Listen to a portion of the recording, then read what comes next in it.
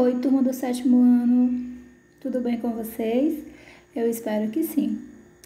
Então, iniciando o nosso terceiro bimestre, nós vamos dar continuidade aos estudos sobre geografia, certo?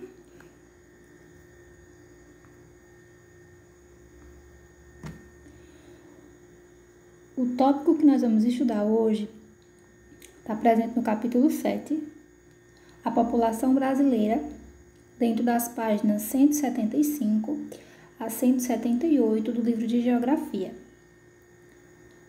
O mundo em um país.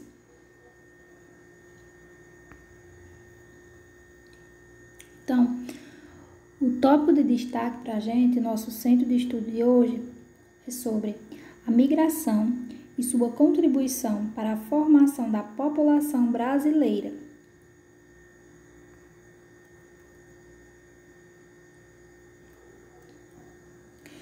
Então, ao longo dos séculos, uma diversidade enorme de povos de todo o planeta vinham para cá, né?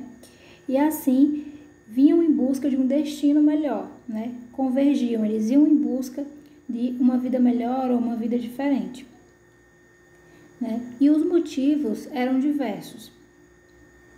Alguns povos vieram por vontade própria, né? Por um desejo de melhoria, por um desejo muitas vezes de procurar uma outra forma de trabalho, por um desejo de viver apenas em um outro local. E outras vieram para realizar trabalhos escravos, como os africanos, né? Como a gente já conhece, que foram povos que não vieram de vontade própria, pessoas que vieram de uma certa forma forçados, né? A exercer um trabalho, e esse trabalho era um trabalho escravo, né? Dentro do território brasileiro. E assim, com o tempo, permaneceram, né? E nós temos essas raízes culturais.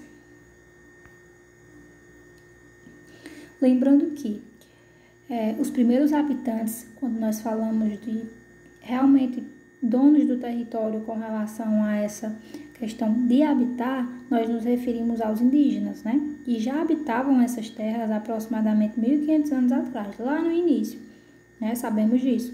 Então, eram os povos nativos, que seriam os indígenas, e posteriormente a isso vão chegando novos moradores, que seriam então os imigrantes, certo? Então, a chegada dos europeus, dos asiáticos e dos africanos, né, exerceram inicialmente uma grande influência dentro dessa formação populacional do território brasileiro.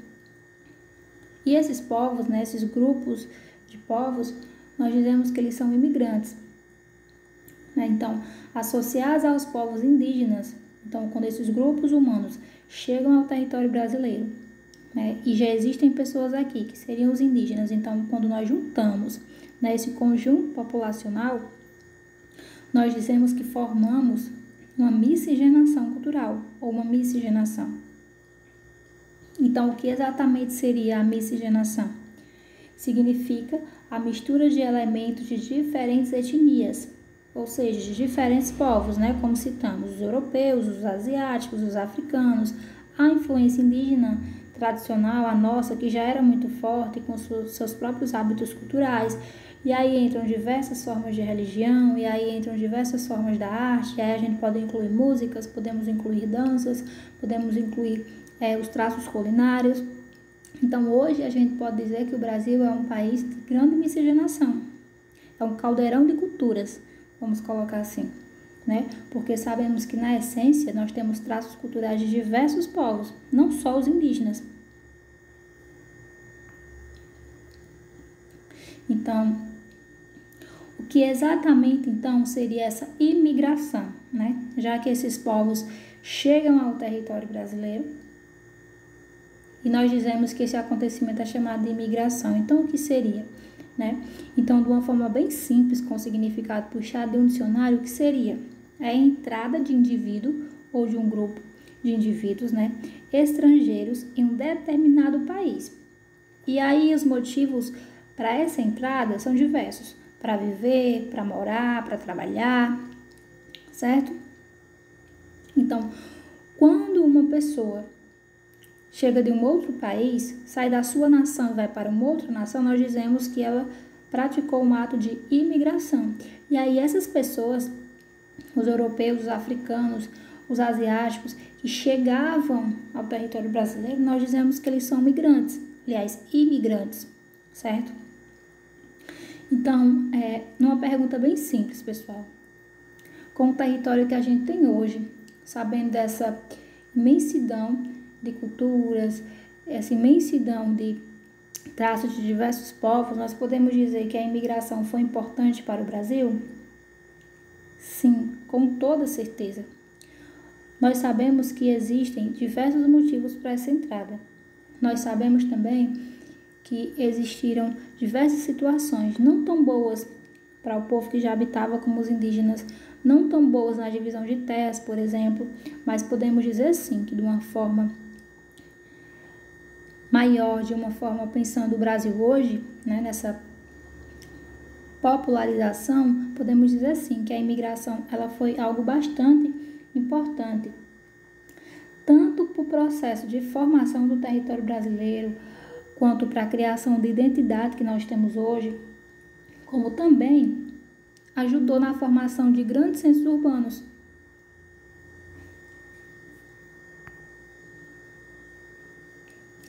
Essa figura seria apenas para representar, né, só para a gente pautar quem foram os primeiros povos, né, os primeiros imigrantes que chegam ao Brasil, lá por volta do ano de 1500, né, que tem esse encontro com os indígenas, que seriam europeus, precisamente os portugueses.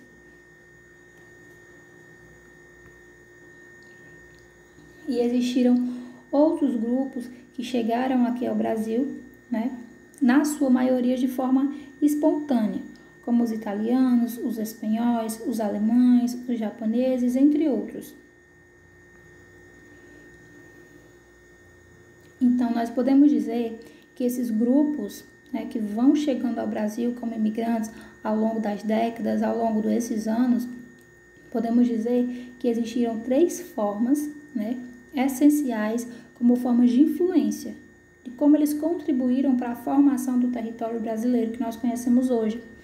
Então, a primeira contribuição, ou a primeira forma que podemos dizer, seria com relação à contribuição para o crescimento populacional do Brasil, principalmente com destaque para o início do século XIX e a década de 1930, pois o índice de crescimento vegetativo era baixo. Então, nesse momento, né, o índice de nascimento de pessoas, o índice de população essencialmente brasileira não era tão alto. E aí, com a chegada dos imigrantes ao território brasileiro, eles contribuem com esse aumento da população. Observem aí, pessoal, esse gráfico. Ele tem as mesmas características do que vocês possuem no livro de vocês, tá bom? Então, eu quero que vocês observem o gráfico da página 176, até mesmo porque a nitidez, né, vocês aí com material impresso fica bem melhor. É só para a gente observar um avanço nessa escala do crescimento populacional, quando vão chegando os imigrantes nesse espaço de tempo que eu citei no tópico anterior. Então, observem aí, ó. No ano de 1973, nós temos uma não tão grande elevação, mas nós conseguimos perceber, né, um aumento em população, e aí vai aumentando. Olhem aí a quantidade desse aumento populacional que nós temos no ano de 1955. E reparem que a cada ponto de aumento, nós temos um ato influenciador. Vejam aí que nessa data de 1950, a industrialização tem um peso muito grande. Então, não foi só a chegada dessas pessoas, mas as atividades que elas praticavam aqui e o que ia acontecendo no próprio país.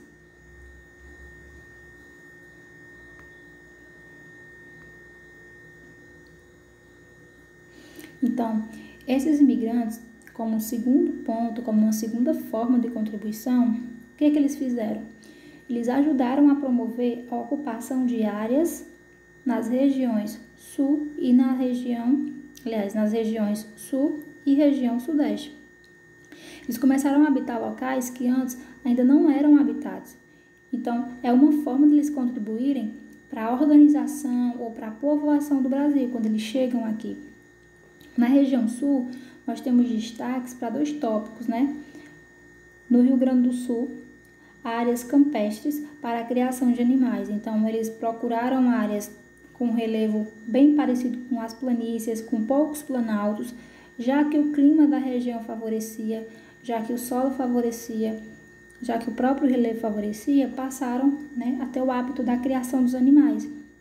Santa Catarina, ocorreu a entrada de imigrantes alemães e italianos, na sua maioria, certo? Então, tanto a região sudeste quanto a região sul tiveram áreas que foram habitadas quase que totalmente por imigrantes. E isso ocorre sim um aumento da ocupação dessas áreas por consequência dos imigrantes. Então, é uma forma de contribuir também.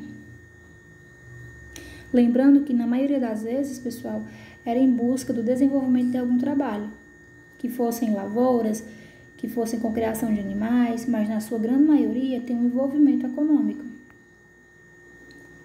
Só para frisar, essa imagem ela representa o mapa da divisão das regiões do Brasil. Só para a gente frisar, essas 2 regiões que se destacam com relação a essa ocupação dos imigrantes, que foi a região sudeste e a região sul.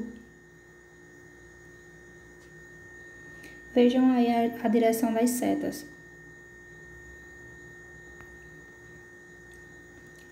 Uma outra forma de contribuição é de que eles ampliaram, né, a oferta de mão de obra para a cafeicultura e principalmente para a nascente, né, ou a crescente industrialização do século XX. Então, quando esses imigrantes chegam, né, na sua maioria eles já têm experiências com diversos traços agrícolas, com diversas culturas agrícolas. E uma dessas influências era com a produção do café. E aí, quando eles chegam ao território brasileiro, né, eles vão em busca de uma melhoria de vida e, consequentemente, de uma forma de trabalho. Então, boa parte dos trabalhadores das lavouras de café, que seria a cafeicultura, são de imigrantes, na sua maioria imigrantes europeus. Então, eles contribuem com a sua força de trabalho, com a sua mão de obra, para desenvolverem trabalhos no Brasil, assim como eles vão contribuir quando a chegada da industrialização chega, né, que chega com grande força na região sudeste. E aí eles já exercem a sua força, a sua forma de trabalho na indústria também. Então, nesse momento, é perceptível, né, o avanço da imigração no Brasil.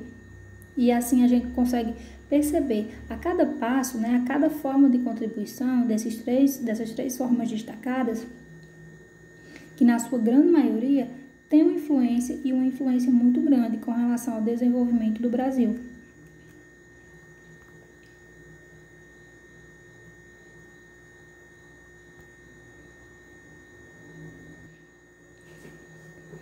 Então é perceptível, né, que durante décadas essa chegada, né, tanto dos europeus como dos asiáticos, esses imigrantes, foi constante em algumas décadas em grande quantidade e que de alguma forma foram povoando áreas do Brasil, foram desenvolvendo suas atividades trabalhistas, fossem com agricultura, fossem com criação de animais. Mas aí chega um momento que começa a decair, né, essa entrada, essa evolução da imigração. Quando é que inicia? Precisamente, né? Está acontecendo no ano de 1929 uma grande crise mundial, né, que envolve política, que envolve principalmente a economia. E se é dito que é mundial, consequentemente, o Brasil sente e o Brasil também se abala. Então, o que é que acontece? As regiões do país de economia agrária exportadora entram em colapso. Qual era a base econômica do Brasil? A produção agrícola, na sua grande essência, né? E essa produção ela era usada para exportação, saía do Brasil e era vendida para outros países, principalmente para a Europa. Então começa a decair, começa a entrar em colapso. Por quê? Porque há uma crise econômica e política acontecendo no mundo inteiro e a economia também se agrava. Essa saída do produto brasileiro para ser vendido em outros locais do mundo começa a decair. Então, a principal crise com relação a um produto agrícola altamente produtivo para o Brasil foi a crise que aconteceu com a produção do café, que era um produto que tinha um alto valor no mercado, né, em algumas partes, em alguns períodos. Sabemos que foi um dos ciclos econômicos que durou menos no Brasil, mas que contribuiu nesse pouco período com uma referência econômica bastante relevante. Então, um dos ciclos econômicos que começa a cair com essa crise mundial no Brasil é a produção do café. Lembrando que por muito tempo ele foi um forte poder econômico, né? Foi fonte de um grande poder econômico. E aí, como nós tínhamos uma grande quantidade de imigrantes trabalhando na produção do café, trabalhando nas lavouras do café, quando acontece uma crise assim, eles passam a começar a perder os seus empregos, né? Suas fontes de renda. Duas figuras só para representar, né? A primeira seriam, na sua grande maioria, nós temos os imigrantes nessa colheita do café, né? Nas grandes lavouras. Percebam que na maioria existem mulheres sim trabalhando, existem crianças também trabalhando nessa colheita do café. Então, acontece, né, a criação de uma lei que vai impactar também diretamente essa entrada dos imigrantes, chamada Lei de Cotas de Imigração.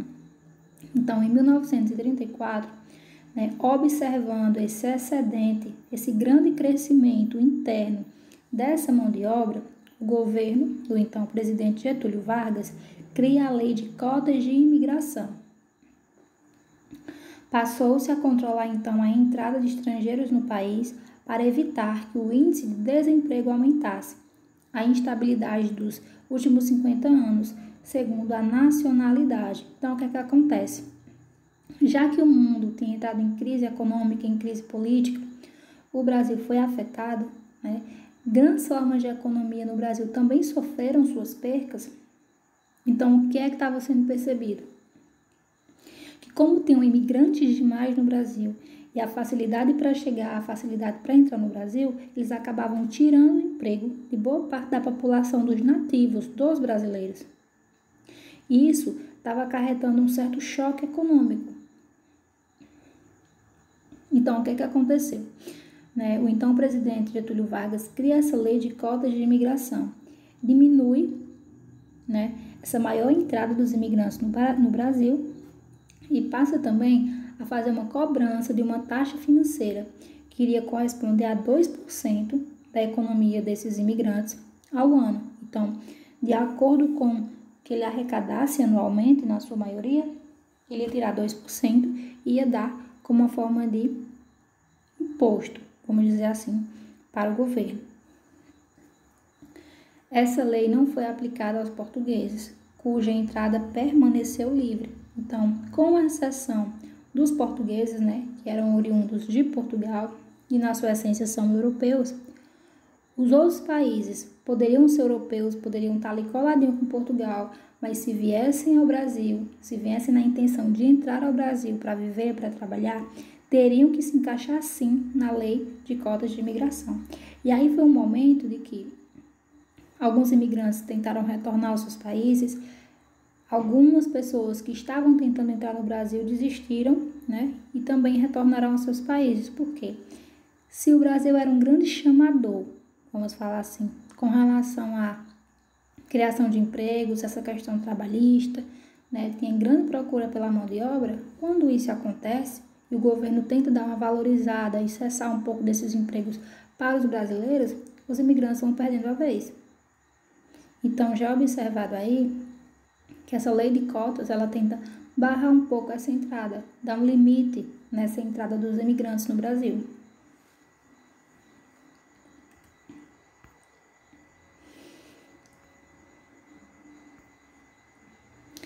Então é isso, pessoal, na nossa aula de hoje. Eu espero que vocês tenham compreendido, certo? Não esqueçam de ler o conteúdo do livro, não esqueçam de assistir ou voltarem a assistir o vídeo caso vocês tenham necessidade, certo?